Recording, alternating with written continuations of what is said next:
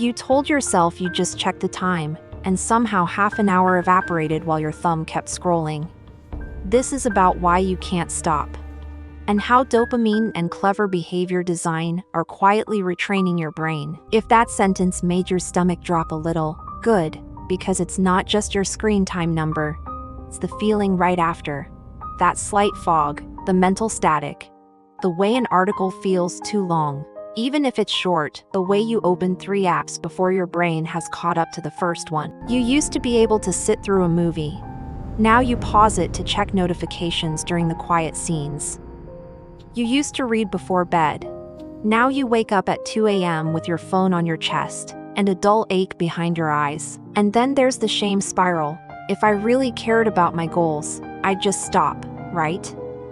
That belief is probably doing more damage than the scrolling itself, because it mislabels the training problem as a character flaw. Let me try to untangle what's happening without the moral drama, and offer a way to rebuild your focus that doesn't rely on white-knuckle willpower. The first thing to understand is that dopamine isn't the pleasure chemical. It's the pay attention, this matters signal. It spikes not just when you get something you like, but when your brain predicts something might be rewarding. It's the anticipation that hooks you. If you've ever felt that soft itch when you're bored, the subtle tug that says, maybe something interesting is waiting on your phone, that's dopamine doing its job. But there's a catch. The systems we use now are optimized to create small, frequent, unpredictable rewards. Not every swipe is great, and that's exactly the point. In psychology, we call that intermittent reinforcement.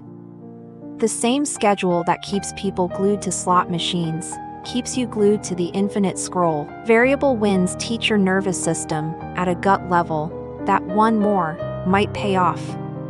So you keep pulling the digital lever each time you get a ping or see a novel clip. There's a small prediction error. Your brain expected something, got a little more or a little less. And that error signal is how dopamine teaches your circuits to try again. And the design is frictionless, no stopping points, no end of chapter cues, just bottomless. Think about how weird that is. If your cereal bowl refilled itself automatically with every spoonful, how much would you eat without noticing? Infinite scroll is a ball for attention. It doesn't make you weak. It makes the environment unnaturally strong. Over time, your brain's expectation of how quickly rewards should arrive is recalibrated. That's the subtle, unsexy mechanism behind why long-form anything feels heavier. You've trained your nervous system to expect quick, numerous, low-effort rewards. So when you sit down to do something complex, write, code, study, have a deep conversation, your brain checks. Where are the fast wins? When they're not there, you feel restless, unfocused. It's not that you don't want depth. It's that you've taught your biology to anticipate a different rhythm. Here's a second piece most people never hear. The more your attention is chopped into fragments, the more attention residue you carry. Each time you switch tasks, a part of your mind lags behind on the previous thing. Scroll enough during the day, and your mind becomes a crowded room of half-finished thoughts. Open tabs in your head. That residue amplifies your stress and erodes the simple pleasure of being present. Have you noticed how you sometimes reach for your phone even during good moments, talking with someone you love, tasting a great meal because depths of experience have started to feel slow? That scares me more than any screen time chart. And yet, beating yourself up doesn't help. You can't shame your nervous system into a different learning curve. If anything, shame adds tension, and tension seeks quick relief, which looks like, you guessed it, more scrolling. So where do we find the lever? Not in heroic self-control sprints, but in retraining the loop that's been retraining you. The loop looks like this. There's a cue, a notification, a moment of boredom, a tiny spike of stress, a craving. Maybe something interesting is there, a response. You reach, you swipe, and a reward. Sometimes it's great, sometimes it's nothing, but the maybe keeps you hope. If that's the architecture, then the move is not to remove the phone from your life. It's to rewire the loop so your brain expects rewards on a different schedule. What if the goal wasn't no dopamine, which is impossible, but longer wavelength dopamine, fewer spikes, more satisfying payoffs? Imagine your attention like your cardio. Right now, you're taking sprints down the block all day fast, short, frequent. It's exhilarating for a while, then exhausting. What you want is to train for a steady run where your system learns that sustainable pace is normal. That means a few shifts that may sound simple but are actually cognitive retraining. First, decouple your phone from boredom. Boredom is not emptiness. It's the space where desire shows you what matters on a longer horizon. Right now, boredom is a cue that triggers you to seek the smallest available novelty. Next time you feel that itch, pause for 10 seconds, literally. 10, count them, before you reach. Ask yourself, what did I come here to do? Name it out loud. If the answer is vague, the phone is about to choose for you. If you can't name a purpose, put it down and pick a low-stimulation alternative for 2 minutes. Stare out the window, sip water, stand up and stretch. That tiny pause begins to loosen the cue, response reflex. You are teaching your brain that craving doesn't require acting. The second shift is to add friction where you're currently frictionless. Convenience is not neutral, it's a steering mechanism. Right now, your apps are on your home screen because they want to be the first thing your thumb hits. Move the most tempting ones off the first page. Turn your screen grayscale during work hours. Color is a reward cue, and grayscale makes the just check loop less tasty. Turn off non-human notifications. If a real person needs you, they'll call. Log out of the most addictive app, so there's a password between you and the slot machine. Put your charger in another room after 9 p.m. Or use a real alarm clock, so your phone stops being the last face you see at night and the first in the morning. Friction isn't punishment, it's a seatbelt for your attention. The third shift is to create designated scroll windows. This sounds counterintuitive, but humans respect boundaries they set consciously. If you give yourself 2 15-minute windows a day where you're allowed to scroll guilt-free, your brain learns a rhythm. Novelty goes here, focus goes there. Without windows, novelty leaks everywhere. This is not abstinence, it's containment. And containment is kinder because it reduces maybe now, which is what keeps your dopamine system on alert. The fourth shift is to build a deliberate focus ritual that your brain begins to associate with slower, deeper rewards. Ritual is the cue, not motivation. For me, it's a glass of water, noise-canceling headphones, and a timer for 45 minutes. For you, it could be a playlist, a certain seat, a pre-focus stretch. Keep it the same. Start with a target small enough to finish 25 minutes. Is fine, and then by writing down the first step. That write down is more critical than it seems. It reduces the startup cost next time, which means you'll be less tempted to seek a quick win elsewhere. You're lowering the friction for the behaviors you want, raising it for those you don't. If you've ever wondered why the day disappears into minor things, it's because minor things have no startup pain and are always available.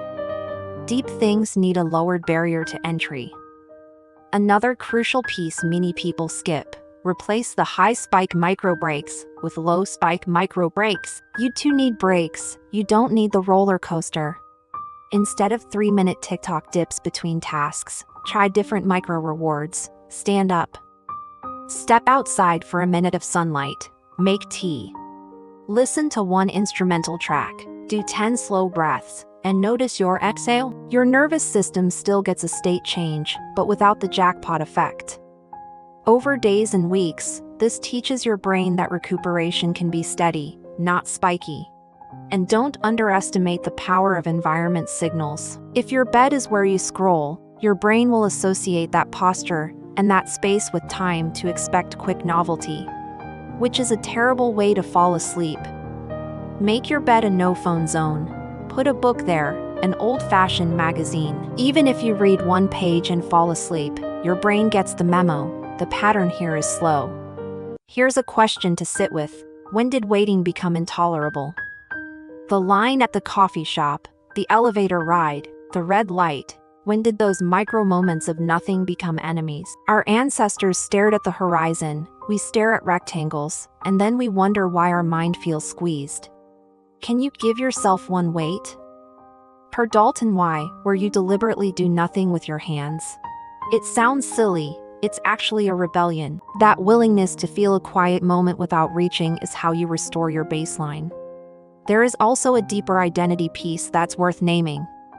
If you keep telling yourself, I'm just not a focused person, your brain will organize evidence to confirm it. Identity is a set of repeated proofs. Every time you complete a modest, honest promise to yourself.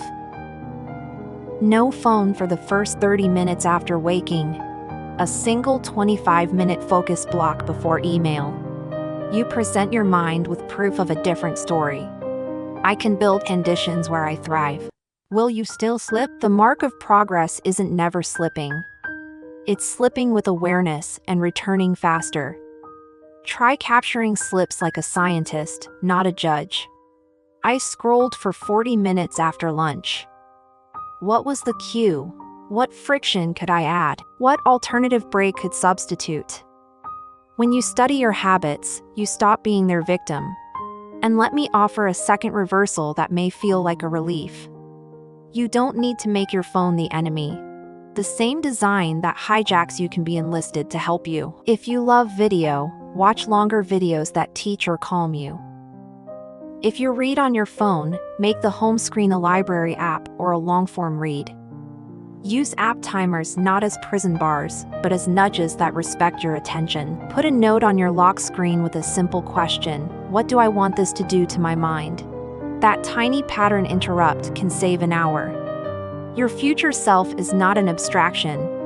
It's the person who inherits whatever your attention rehearses today. Another thought to consider: how much of your anxiety is actually attention debt? 1,000 tiny inputs create the sense of being behind. Vague dread you can't attribute to anything specific. When you slow the input stream, you often discover that some of your stress was just noise. Under the noise, there are usually only a handful of things that truly need you. And when you bring your full presence to them, the quality of your day changes. Not because you did more, but because you felt your actions line up with your values. Imagine an evening where your phone is on a shelf for an hour while you cook, or talk, or simply look out the window. Imagine not because it's virtuous, but because your mind learns that time can be a room you live in, not a hallway you sprint through. Would that feel like deprivation or relief? The funny thing about dopamine detox trends is that they take a biological truth and turn it into a spectacle. You do not need to disappear into a cabin in the woods to retrain your reward system. You need modest, repeatable steps that change the pace of rewards your brain expects. In a few weeks, long form will feel less heavy. In a few months, the idea of opening your phone during a quiet moment will feel jarring. That's when you realize it was never about being strong. It was about being trained differently. If you've listened this far, let me leave you with a quiet experiment. For the next 7 days, pick 2 things. 1. A friction you'll add to your highest temptation app. Grayscale, log out, move it off the home screen. 2. A ritual that opens your day without your phone for 20 minutes. Coffee, a short walk. Writing a sentence. That's it. Not a life overhaul, just 2 tiny pattern shifts. Notice what changes. Not just in how much you do, but in how your mind feels, the tone of your thoughts, the way you show up with people you care about. And if you try it, tell me what you notice. Was there a moment when waiting felt okay again? Did a book become readable? Did a conversation feel deeper? I want to hear the real, unpolished details in the comments, because that's how we refine this together. If this gave you a new way to think about your phone and your mind, a like helps it reach more people who might need it today, and subscribing will put more of these slow, careful conversations in your week. Take your attention back gently. It's not a war, it's a re-education. Slow may feel strange at first, but it's where meaning lives.